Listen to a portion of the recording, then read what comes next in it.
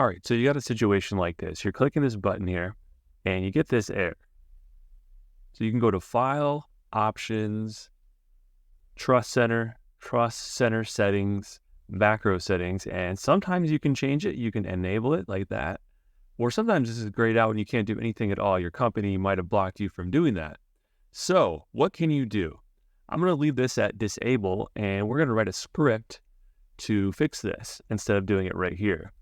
This might allow you to do it if your screen gets grayed out. This happened to me at work, and I was able to write a PowerShell script to fix all of this without even having to do it in there. So let me show you how I did it. Let's keep this open. I'm going to minimize this.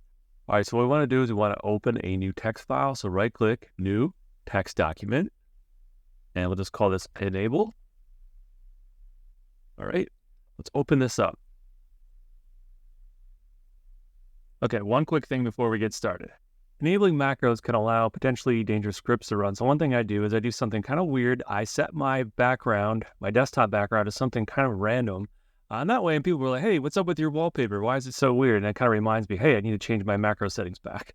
It's kind of a weird thing, but it works for me. So that's what I've done. So now let's go back here and we'll put in our PowerShell script.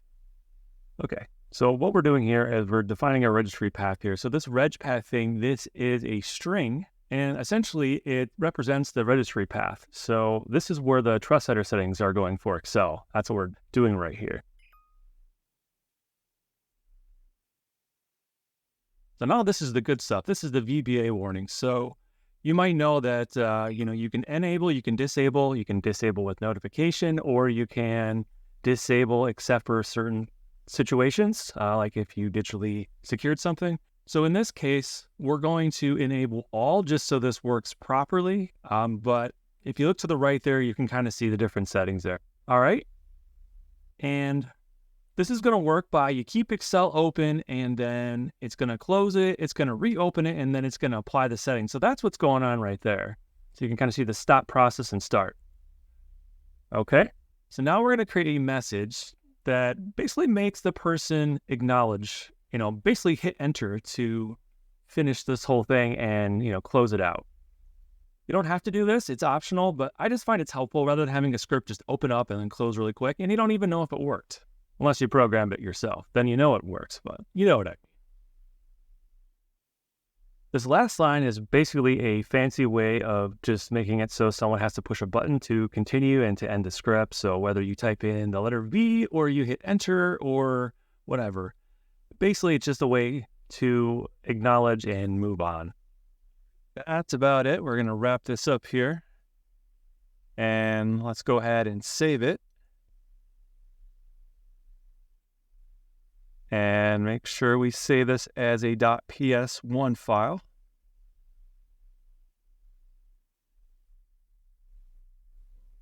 All right. So let's go ahead and run it and let's see what happens. First, let's take a look at our Excel file again, just real quick here. And you can recall that it's disabled. All right. Now let's give it a go. Make sure you click on Run with PowerShell.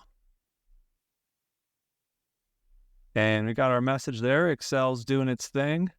Go ahead and click on the file. You can hit close to the left there. Maximize it. Yep. Okay. All right. Look at that. We got a message. So that wouldn't happen unless macros were enabled. So going to Trust Center settings here, and let's see what our settings are here. Yep. There we go. So that worked. That's perfect. All right, so you can close this out. Let's go ahead and change our settings back just to show you how to do it, just for security reasons. Just want to make sure you're good on that.